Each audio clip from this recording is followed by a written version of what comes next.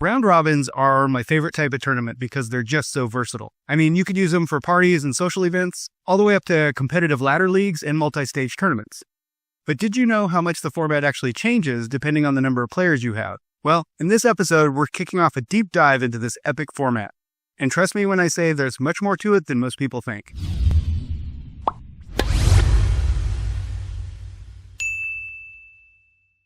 One of the main appeals of a round robin is that everybody gets to play with and against everybody else, and everyone gets a lot of playtime, especially compared to single or double elimination brackets. You know, those one-and-done type events? So for those of you who, like me, had never heard much about round robins before playing pickleball, the basic premise is, after each game you rotate partners, or teams, and one round is complete when you've played with and against everyone, or completed the set. Now, for the actuallys out there, it should be noted that as the numbers increase, there are other considerations that factor in and determine whether you actually play with and against every other possible combination. But that's the main premise of a round robin. And just to be sure we're all on the same page, for a simple example, I'll run through a round robin with 4 players. And for illustration purposes, we'll label each player A through G. So match 1 would be A plus B versus C plus D. Match 2 would be A plus C versus B plus D.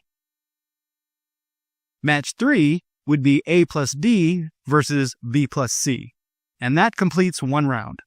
Now here's a quick preview of how it actually looks in the app. This is the sign-up list.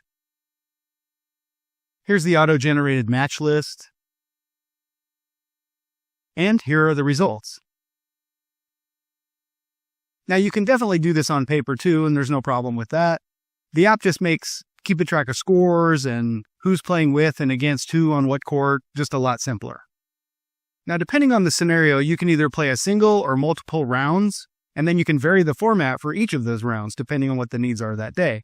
And again, things change a little bit as you get into higher numbers, and we're definitely going to cover that all in due time, but that's the gist of a round robin. Now, I know some of you are going to be like, Ben, why are you wasting your time doing a series on round robins? I mean, everybody knows all about them. Well, a couple reasons. First, and maybe I had been living under a rock before playing pickleball, but until I started playing pickleball, I actually had never heard of a round robin. And with new pickleball players coming online every day, it just seems like there's got to be other people in the same boat. Second, while the premise of a round robin seems pretty obvious, the reality is there are really important and often overlooked considerations based on the specific player count, skill levels, and number of courts that you have available. And that's what I plan to highlight in this series. I mean, your approach to a round robin with 5 players is going to be much different than one with 8 players or 12, much less 24. I mean, at least it should be. So this series is going to cover the options that you have available and which combo we've seen work well depending on what your group size is and your goals for that particular day. Because one thing I've learned is those variations matter, and they matter a lot. They can have a huge impact on the perception of fairness, how much fun players are going to have, and the overall vibe of your event. Basically, whether people are going to want to come back or not. Now, if you're interested in this type of content, please hit the like button. It lets me know I'm on the right track because I plan to do several episodes on this topic, sort of a deep dive into the specific challenges of groups of different sizes, and what's worked well for us and what hasn't. And I'll provide several options you can use to adjust for things like skill ranges, time constraints, or they can sort of be used buffet style to meet the goals of whatever your group is feeling that day. The options are pretty simple, but knowing which combinations to implement in different scenarios is what makes a great organizer great. And speaking of options, I wanted to pivot real quick to discuss time management because this is something that applies to all of your events. Whether you're renting courts and have a hard stop, playing in a public park, and just trying to be courteous, or Lisa has to bail here pretty soon. Here are the adjustments you need to know about. Also, they're stackable, so if one isn't doing the trick, you can just layer in another one. And there is sort of a hierarchy, so in most cases, they should be implemented in the order I'm about to provide them.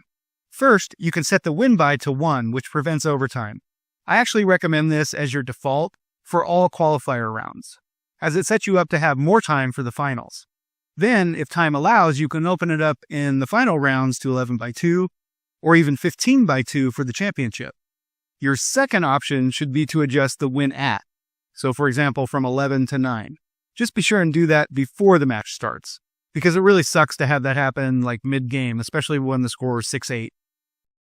Lastly, if you're really pressed for time, you can implement rally scoring. And you can even do this mid-game. This especially comes in handy when you've got that one group that's like holding everybody else up. Just switch them to rally scoring for the remainder of the game, and that'll move things along pretty quickly.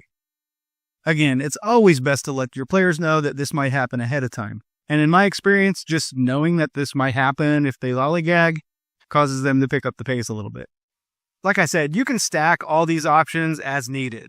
For example, pickled.app has a special 5-player format where everyone plays actually 12 games. And with so many games, one option is to use to 9x1 with rally scoring. This makes for a super fast, super fun event to prove who's really king of the court. But I'll talk more about that in the 5-player episode. For now, those are your 3 primary time management tools, and I'll be referencing those quite a bit in future episodes. And speaking of future episodes, one thing I wanted to let you guys know is that each episode is going to come with a free downloadable PDF, kind of a quick reference guide for a group of that particular size. And the link to that PDF will always be in the comments. Because again, there's a huge difference even in a round robin between 7 players and 8 players. So while this may seem obvious to some, I think it's going to be useful to others. Now, as a quick sidebar, pickled.app is a completely free app that I've been working on for over 3 years now. And it really does make running round robins a lot easier.